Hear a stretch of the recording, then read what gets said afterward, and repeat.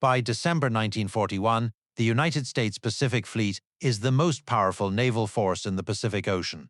8 battleships, hundreds of aircraft, thousands of sailors stationed at Pearl Harbor, the fortress that American naval doctrine holds to be untouchable. On the morning of December 7th, 353 Japanese aircraft prove that doctrine wrong. The first wave strikes at 7:55. Within minutes, torpedoes are slamming into Battleship Row. The Oklahoma takes 9 torpedoes and capsizes. The Arizona's forward magazine detonates. 1,177 men die in a single explosion. By 9 o'clock, the Pearl Harbor attack is over. 5 battleships are on the bottom. 3 more are crippled. 188 aircraft are destroyed on the ground. 2,403 Americans are dead. The most powerful naval base in the Pacific has ceased to exist as a fighting force in less than 2 hours. The consequences in Washington are immediate. Admiral Husband Kimmel, commander of the Pacific Fleet, is stripped of his command on December 17th. He is reverted to his permanent rank of 2-star rear admiral. His career is over. An investigation will follow, then another and another. Kimmel will spend the rest of his life trying to clear his name. But Washington has a more urgent problem than blame.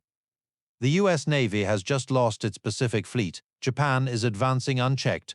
Wake Island, Guam, the Philippines are falling, and the most important military command in America has no leader.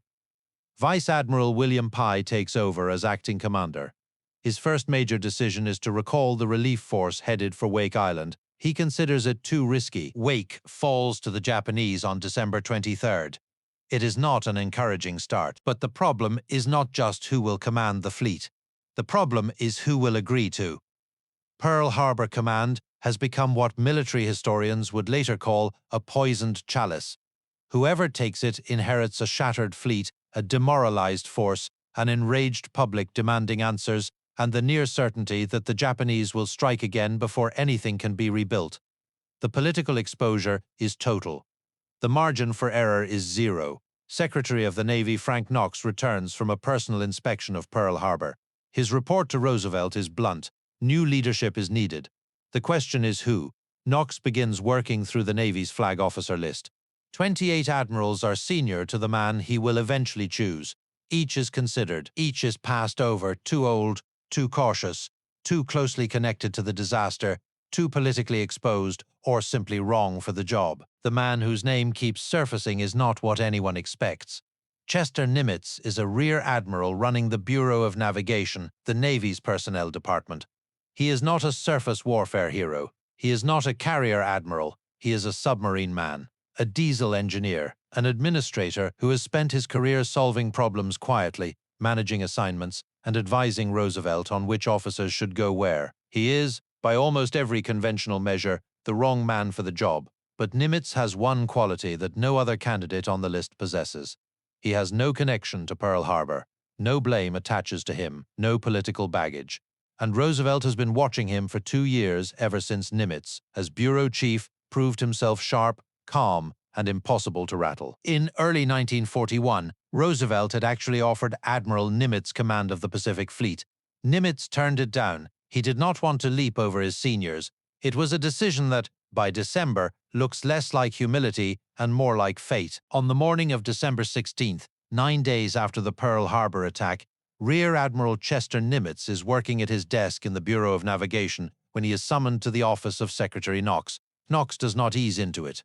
The Pacific Fleet needs a new commander. Roosevelt has chosen Nimitz. The appointment is effective immediately. Nimitz's reaction, by every account, is not enthusiasm. He is a rear admiral. 28 flag officers outrank him. The Chief of Naval Operations, Admiral Harold Stark, has doubts.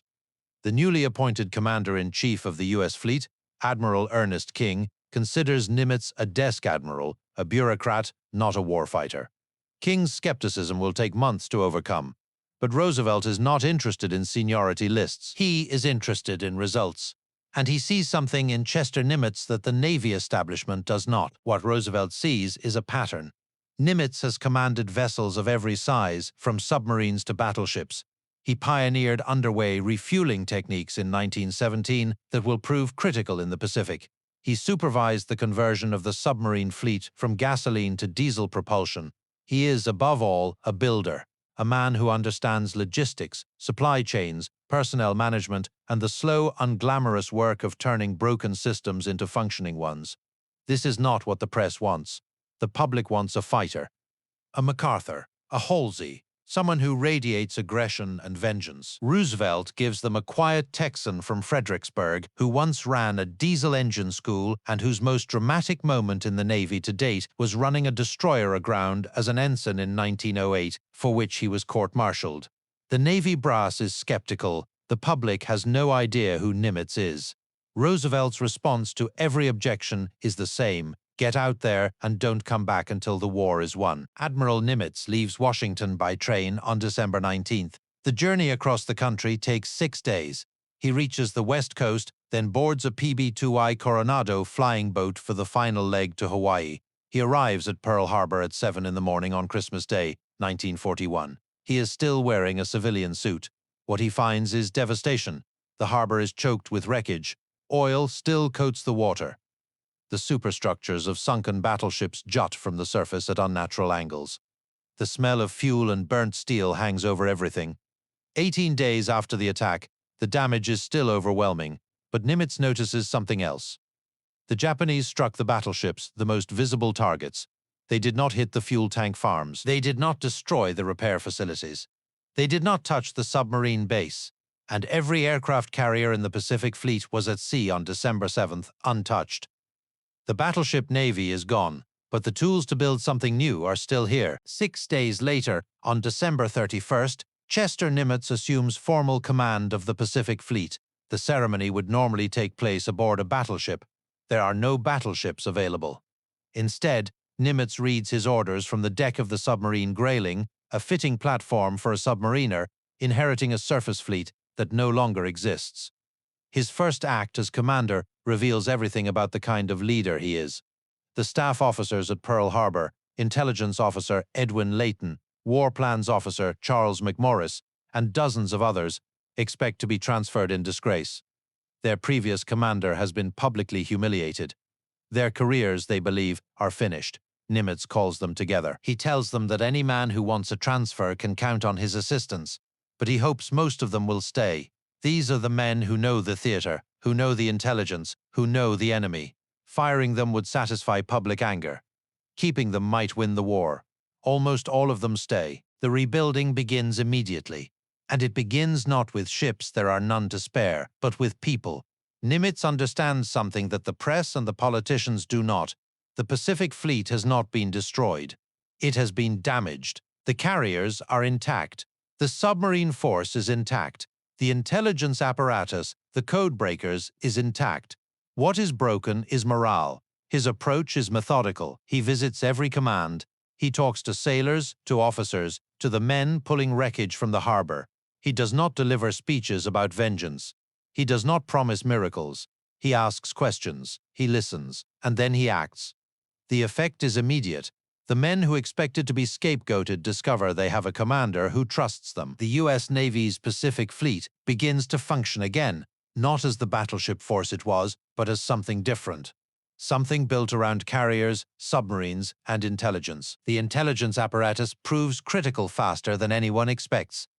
Lieutenant Commander Joseph Rochefort, the head of Station Hypo, the Navy's code-breaking unit at Pearl Harbor, has been making progress on JN-25, the Japanese naval code.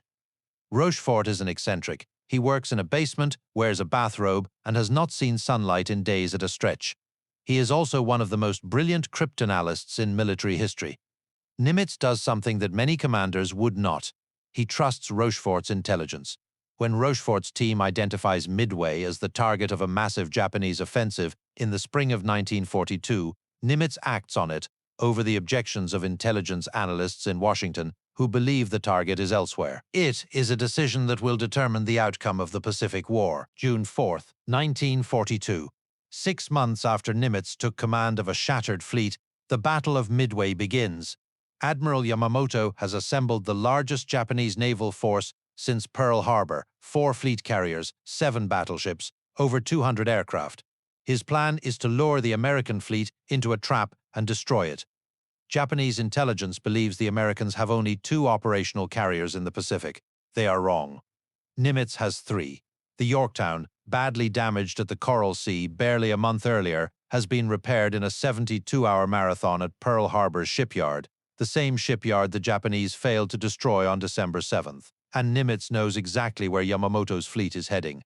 The ambush at Midway is not Japanese. It is American. In 5 minutes on the morning of June 4th, American dive bombers from the Enterprise and Yorktown strike 3 Japanese carriers. The Akagi, Kaga, and Soryu are burning. The Hiryu follows hours later. By the end of the Battle of Midway, Japan has lost 4 fleet carriers, a heavy cruiser, 248 aircraft, and over 3,000 men. The Pacific War has turned. The implications are staggering. Japan will never recover its carrier strength. The experienced pilots lost at Midway cannot be replaced. Japan's pilot training pipeline is too slow, too rigid, too small. The strategic initiative in the Pacific passes permanently to the United States, and in Washington, the doubters fall silent. Admiral King, who had dismissed Nimitz as a desk admiral, watches the results come in. Nimitz has not just won a battle. He has rebuilt a fleet, trusted his intelligence, positioned his forces with precision, and delivered the most decisive naval victory since Trafalgar. He did it in 6 months. With a fleet everyone said was finished, the quiet Texan from the Bureau of Navigation, the submarine man, the diesel engineer, the administrator, has just changed the course of the Second World War. But the question that lingers is not about Midway. It is about December. Why Nimitz? 28 admirals outranked him. Many had more combat experience. Several had led carrier task forces. At least one, William Halsey, would later prove to be one of the most aggressive fleet commanders in American military history. Roosevelt chose none of them. He chose the personnel administrator, the man who ran the Navy's assignment desk. The conventional explanation is that Nimitz was untainted by Pearl Harbor. That is true, but incomplete. The deeper reason is that Roosevelt understood something most of the Navy did not, that the Pacific Fleet's problem in December 1941 was not tactical. It was institutional. The fleet did not need a fighter. It needed a builder. It needed someone who could take a broken organization, shattered morale, destroyed ships, demoralized crews, panicked command structure, and quietly, systematically rebuild it into something that could win. That is not a job for a warrior poet. That is a job for an engineer. Nimitz's approach stands in stark contrast to the man he replaced. Kimmel was a detail man, meticulous, hands-on, consumed with every element of fleet readiness. His subordinates respected his intensity, but were exhausted by it. When the disaster came, Kimmel's style left no room for delegation, no margin for failure, and no mechanism for recovery. Nimitz operates differently. He delegates. He trusts subordinates sometimes to a degree that makes Washington uncomfortable. He gives Raymond Spruance command of the carrier task force at Midway, despite Spruance having no carrier experience. He keeps Edwin Layton as his intelligence officer, despite Layton's association with the Pearl Harbor failure.